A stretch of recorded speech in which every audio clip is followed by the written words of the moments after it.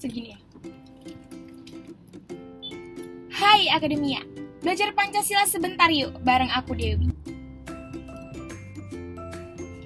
Oke Akademia, pada pembelajaran pendidikan Pancasila dan kewarganegaraan kali ini, kita akan membahas tentang sistem hukum di Indonesia. Nah, tujuan pembelajaran dalam modul yang kita bahas kali ini adalah untuk menguasai pengetahuan kewarganegaraan dalam mengidentifikasi sistem hukum dan peradilan di Indonesia sesuai dengan ketentuan Undang-Undang Dasar Negara Republik Indonesia tahun 1945.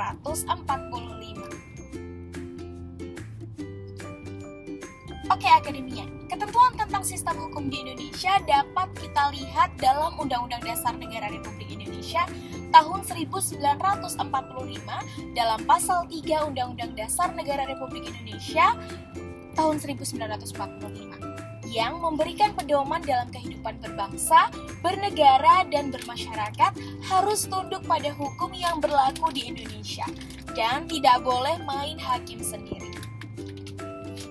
Dalam pasal 27 ayat 1 memberikan kedudukan yang sama untuk tiap-tiap warga negara di muka hukum dan wajib menjunjung hukum tanpa kecuali. Hal ini bermakna bahwa tiap warga negara memiliki kedudukan dan hak yang sama di hadapan hukum. Di samping hak yang sama dalam hukum, tiap warga negara dituntut juga kewajiban yang sama, yaitu menaati hukum.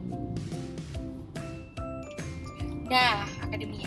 Sedangkan dalam pasal 24 ayat 2 Undang-Undang Dasar Negara Republik Indonesia tahun 1945 ditegaskan bahwa kekuasaan kehakiman dilakukan oleh sebuah Mahkamah Agung dan badan peradilan yang berada di bawahnya dalam lingkungan peradilan umum, lingkungan peradilan agama, lingkungan peradilan militer, lingkungan peradilan tata usaha negara, dan oleh sebuah Mahkamah Konstitusi.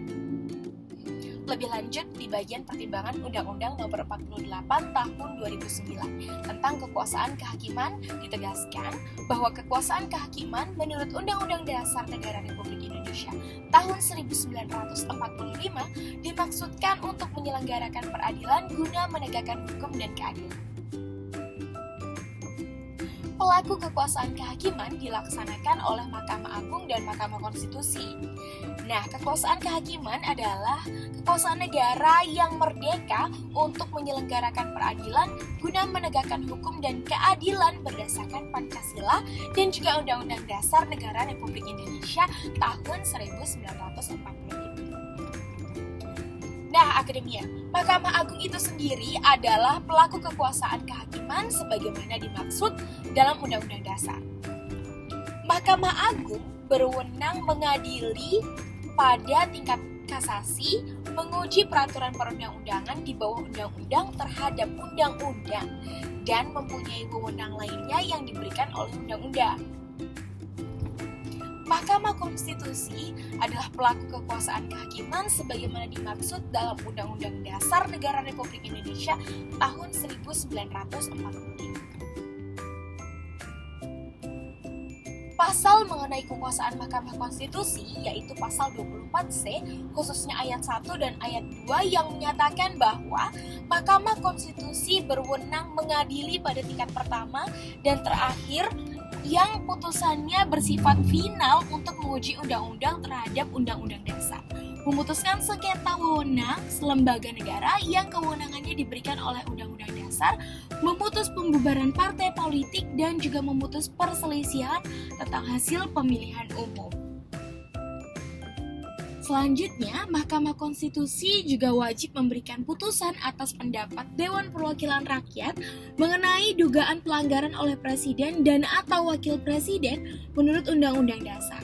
Nah, Mahkamah Agung berwenang mengadili pada tingkat kasasi, menguji peraturan perundang-undangan di bawah undang-undang terhadap undang-undang, dan mempunyai wewenang lainnya yang diberikan oleh undang-undang.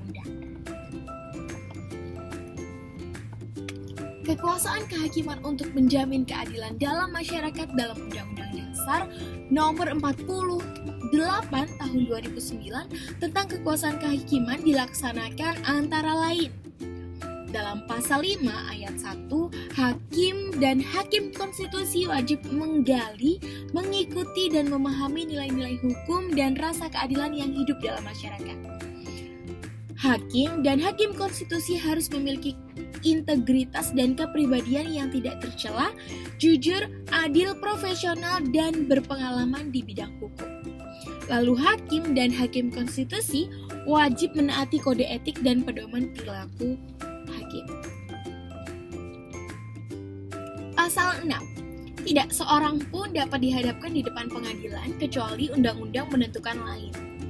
Lalu tidak seorang pun dapat dijatuhi pidana kecuali apabila pengadilan karena alat pembuktian yang sah menurut undang-undang mendapat keyakinan bahwa seseorang yang dianggap dapat bertanggung jawab telah bersalah atas perbuatan yang didakwakan atas dirinya.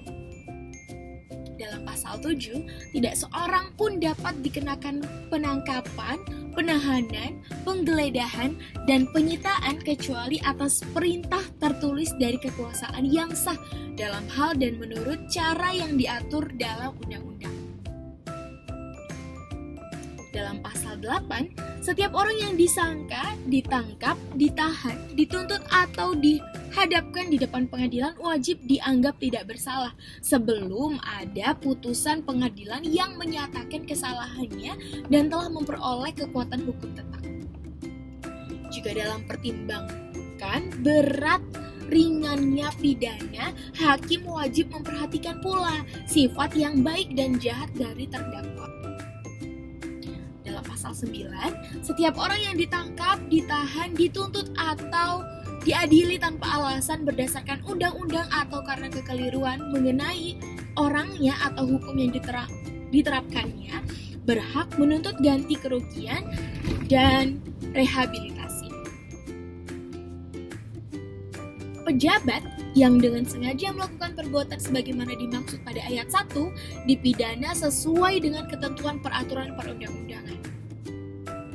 Ketentuan mengenai tata cara penuntutan ganti kerugian, rehabilitasi, dan pembebanan ganti kerugian diatur dalam undang-undang. Pasal 10, pengadilan dilarang menolak untuk memeriksa, mengadili, dan memutuskan suatu perkara yang diajukan dengan dalih bahwa hukum tidak ada atau kurang jelas, melainkan wajib untuk memeriksa dan mengadilinya.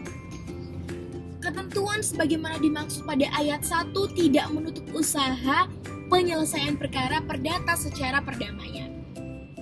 Oke, Akademia, ternyata ketertiban dalam bermasyarakat dapat membawa kita pada situasi kesejahteraan masyarakat, sehingga tercapailah tujuan bernegara yaitu mencapai masyarakat adil dan makmur.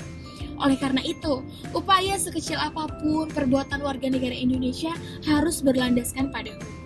Mentaati hukum berarti bentuk tanggung jawab warga negara Indonesia dalam mencapai masyarakat adil dan makmur. Oke, Akademia, terima kasih. Sampai situ dulu ya pembelajaran kita kali ini. Jangan lupa di like, komen, dan juga subscribe. Dan jangan lupa juga di share. See you on the next video.